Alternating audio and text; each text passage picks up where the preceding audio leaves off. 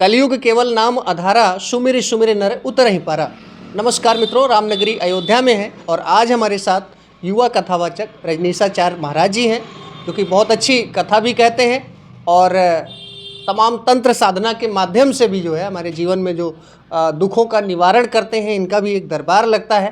तो आज इनका यहीं बगल एक कार्यक्रम चल रहा था, इनका महाराज जी का हमको समय मिला है। चूँकि धर्म के बारे में मित्रों आजकल जो है एक विवाद की भी स्थिति बनी हुई है और लोगों के मन में जो है कहीं ना कहीं जो है जागरूकता के अभाव में तमाम जो है प्रश्न वो अधूरे रह गए हैं। तो हमने सोचा महाराज जी से बेहतर हमारे सवालों का जवाब कौन दे सकता है। तो आइए जो है बातचीत करते हैं और सबसे खास बात हम जानेंगे कि आजकल जो कथा है ये एक व्यवसाय बनता जा रहा है। तो महाराज जी से जानते हैं कि जो युवा कथावाचक हैं वो इसको किस नज़रिए से देखते हैं। महाराज जी सबसे पहले तो जय सिया राम, आपका बहुत बहुत स्वागत है। अपना एक छोटा सा परिचय हमारे दर्शकों के लिए दीजिए। सबसे पहले आपके चैनल से जुड़े हुए सभी परिवारों को कोटि कोटि जय श्री सीताराम।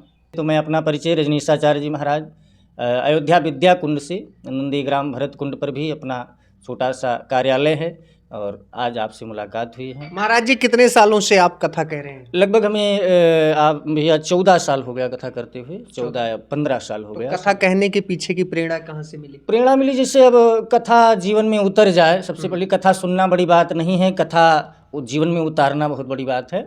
तो बस कथा सुनने के लिए हम गए थे, गांव में कथा लगी थी। तो व्यास जी एक अनवरत है हमें कि गोंडा से आए थे, तो वहाँ पर हम कथा सुनने गए। तो कथा उस समय हमारी अवस्था लगभग 10-11 साल थी। तो कथा सुनने गए तो वहाँ कथा बड़ी अच्छी लगी। और अच्छी क्या लगी, वो कथा हमारी जीवन की प्रेरणा, वहीं से हमारी मार्ग हमारा बिल्कुल पूरी तरह से बदल चुका।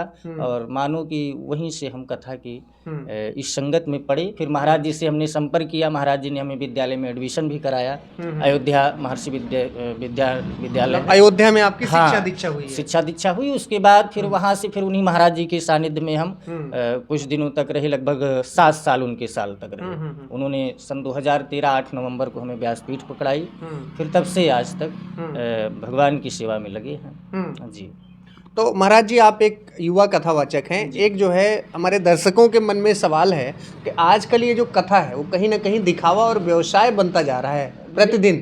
तो आपका क्या मानना है इस पर? बिल्कुल, अब आज के समय में तो जहाँ देखिए वहीं व्यवसाय, लोग कैंप लगा करके और जहाँ देखिए लोगों से संपर्क करके चंदा इकट्ठा करके कथाएं हो रही। यहाँ तक हो रहा है कि कथावाचक व्यास जी जो हैं भोजन के लिए घर घर में प्रेरणा लेनी पड़ती है कि उनको आज की भोजन की व्यवस्था आपके यहाँ है, आज के भोजन की व्यवस्था आपके, मतलब इस तरह का व्यवसाय बनाया गया है कि 11 किलो चावल आपके यहाँ से, 11 किलो आटा आपके यहाँ से, इस तरह से कथा किया जा रहा है और कथा को व्यवसाय का रूप दे दिया गया। तो क्या जो है ये जो व्यवस्थाएं हो रही हैं व्यवसाय वाली, इससे धर्म कार्य हो रहा है या अधर्म कार्य हो रहा है? धर्म का कार्य तो वहाँ हो रहा है जहाँ पर कथा का संदेश दिया जा रहा है। लेकिन अब कथा के माध्यम से हम यजमान को प्रोत्साहन न कर पाएँ कि वो इसके लिए पूरी तरह से आकर्षित हो जाए कि वो कथा स्वयं कराए, सनातन धर्म का प्रचार हम लोग करें। अब इस तरह से वहाँ पर गलत ये हो रहा है कि हम भोजन की व्यवस्था के लिए लोगों के घर पर जा रहे हैं। वो तो तर्क ये देते हैं कि भाई सबके पास सामर्थ्य नहीं है कि 10 लाख 5 लाख 2 लाख रुपया खर्च करके वो जो है कथा करवा पाए। तो सामूहिक कथा कह रहे हैं कि इससे सामाजिक एकता और समरसता बढ़ती है और किसी एक व्यक्ति पे जो है बोझ भी नहीं पड़ता है। नहीं, बोझ नहीं पड़ता, वो अलग का विषय है। जहाँ कमेटी इकट्ठा करके वहाँ पर कार्यक्रम कराया जा रहा है, कमेटी है, वहाँ पर ट्रस्ट हैं, वहाँ पर कथा कराने की गरिमा कुछ अलग है। वहाँ पर तो गरिमा बन ही रही है, धर्म का बढ़ावा दिया जा रहा है, धर्म बढ़ाया जा रहा है। लेकिन अब किसी स्थान को देख करके और हम स्वयं वहाँ पर टेंट लगा करके कथा करने लगे तो ये हमारे सनातन धर्म का एक निंदनीय कार्य किया जा रहा है। मतलब आपको लगता है इससे सनातन का अपमान? भाई वहाँ पर चर्चा सुनने कम लोग आ रहे हैं, लेकिन वहाँ पर निंदा करने ज़्यादा लोग आ रहे हैं। भैया महाराज जी देखिए आज इनकी भोजन की व्यवस्था नहीं हो पाई है। आज हमारे यहाँ गए थे भोजन की व्यवस्था कराने के लिए, आज इन्होंने इनकी व्यवस्था नहीं हो पाई, आज ये प्रधान जी के यहाँ भोजन करने के लिए गए थे। तो ये निंदनीय नहीं। महाराज जी मेरा जो सवाल है आपसे कि कहते हैं कि भगवान का नाम तो सर्व सुलभ है, ठीक है, कहते हैं ना कि वो निर्मल मन जन सो मोहि पावा, मोहि कपट छल छिद्र न भावा। तो आजकल इतने कथावाचक इतने ब्रांडिंग क्यों कर रहे हैं, इतना चमक दमक और इतना खर्चीला कर रहे हैं कि आम आदमी के बस का नहीं है कथा करवा पाना? भाई देखिए, कथावाचकों का, कथावाचक लोग ये चमक धमक दिखावा, नाच गाना, कोई दरबार लगा रहा है, कोई तंत्र सिद्धि कर रहा है, कोई समस्या सॉल्व कर रहा है। समस्या सॉल्व, लेकिन इसमें सबसे बड़ी बात है कि बाबा गोसाई जी ने कहा ही है कि नाचे कूदें दें तान और कई दुनिया राखे मान। तो वो बात अलग का है कि जिसको जैसा पसंद आ रहा है वैसे दिखाया जा रहा है। कथावाचिकाएं भी आ गई हैं इस क्षेत्र में। इसके मामले में तो हम बोलना ही नहीं चाहेंगे, क्योंकि ये सब कार्य हम ही लोग कर रहे हैं। अच्छा, सुन लीजिए, कुछ मतलब मैं नाम नहीं लेने चाहूंगा, कुछ ऐसे भी कथावाचक हैं कि वहाँ पे तमाम जो है सांस्कृतिक कार्यक्रम होते हैं, अलग अलग क्षेत्र के लोग आते हैं, उनके मंचों पे स्थान मिलता है। ये बिल्कुल गलत है। कथा के मार्ग में देखा शेरो शायरी मुशायरा भी होता है। बिल्कुल बिल्कुल, ये बिल्कुल गलत है। ऐसा हमारे धर्म में ना तो भागवत जी में आदेश दिया गया है, ना तो रामचरितमानस में आदेश दिया गया है।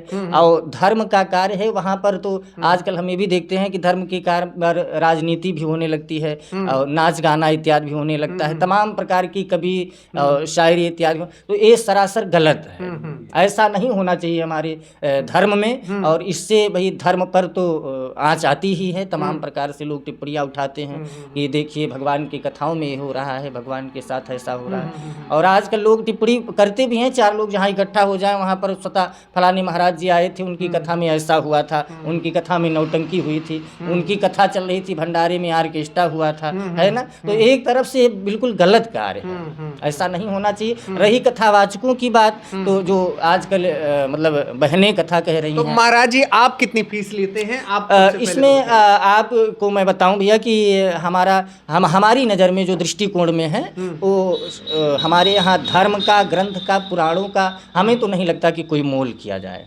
इसका कोई मोल नहीं है, क्योंकि ये मान लीजिए हमारे दर्शक वीडियो देख रहे हैं, कोई आपके माध्यम से कथा करवाना चाहते हैं तो कितना खर्चा आता है? कोई खर्चा नहीं, बिल्कुल व्यवस्था आप पूरी कीजिए, आप व्यवस्था कर लेते हैं और हमारा कोई चार्ज नहीं है। आज तक की जितनी भी कथाएं हुई हैं उसमें कोई चार्ज ही नहीं। हाँ, जो साथ में संगत के लोग रहते हैं, आचार्य जी रहते हैं या वादक लोग रहते हैं, तो इनका जो चार्ज आता है यही चार्ज पड़ता है, बाकी अपना कोई चार्ज नहीं। महाराज जी आप एक युवा कथावाचक हैं, एक मैं बड़ी गंभीर बात कह रहा हूँ, आजकल क्या लगता है कि लोगों ने धर्म कर्म को भी ठेके पे दे दिया है। भगवान रामचरितमानस का पाठ होता है घर में तो हम 8-10 हज़ार रुपए में मंडली बुक कर लेते हैं, ठीक है।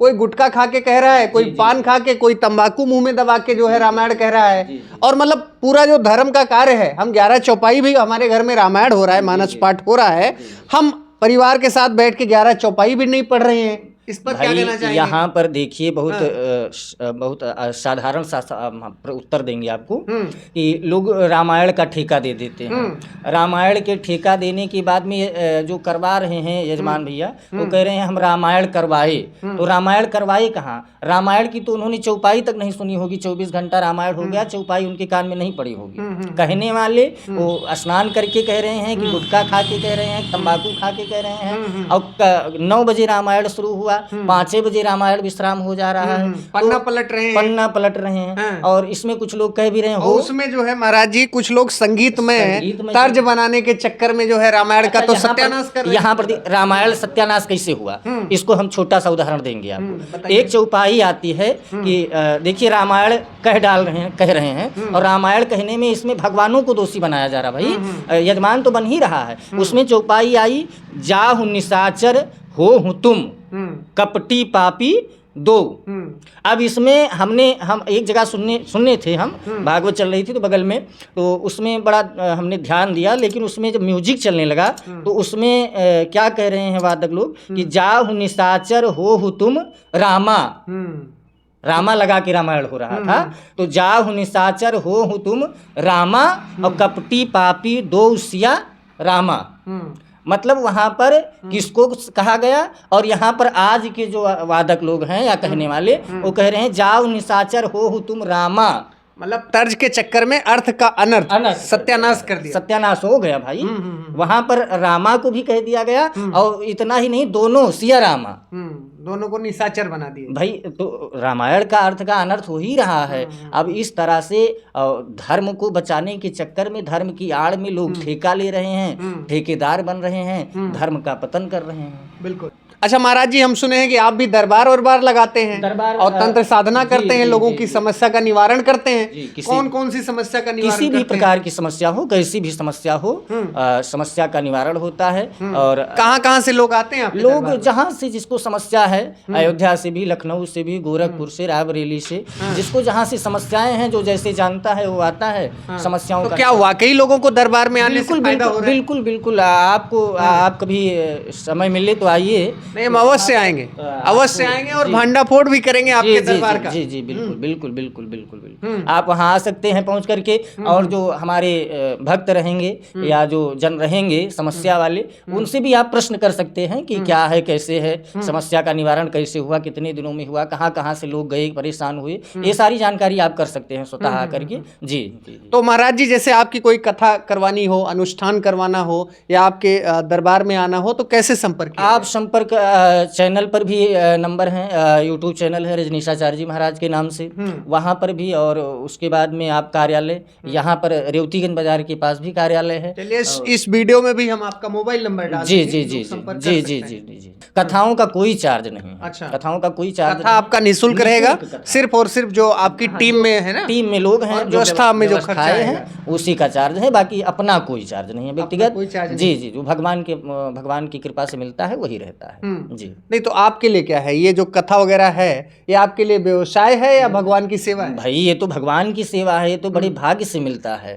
बड़े भाग्य की बात है कि भगवान की सेवा करने का मौका मिला हमें, और उससे भी बड़े भाग्य की बात है कि ब्राह्मण कुल में जन्म मिला। तो ये थे श्री रजनीशाचार्य जी महाराज जी, युवा कथावाचक हैं, और ये कह रहे हैं कि इनका मिशन है सेवा करना। कोई व्यवसाय के दृष्टि से ये राम कथा नहीं कहते हैं, और तमाम जो है अनुष्ठान भी करते हैं, दरबार भी लगाते हैं, और जो है इनका ये दावा है कि सिर्फ और सिर्फ आप व्यवस्था दीजिए, हम कथा कहने आएंगे। जहाँ पे आजकल मित्रों कथा जो है एक व्यवसाय बनता जा रहा है, वैसे पे रजनीशाचार्य जैसे युवा कथावाचकों का इस क्षेत्र में आना और लगातार जो है लोगों को प्रेरणा देना बेहद हमको अच्छा लगा। बाकी वीडियो के बारे में आपकी क्या राय है, कमेंट करके आप ज़रूर बताइए। बाकी वीडियो में मोबाइल नंबर है रजनीशाचार्य जी का, आप इनसे संपर्क कर सकते हैं। बहुत बहुत धन्यवाद, नमस्कार, जय हिंद।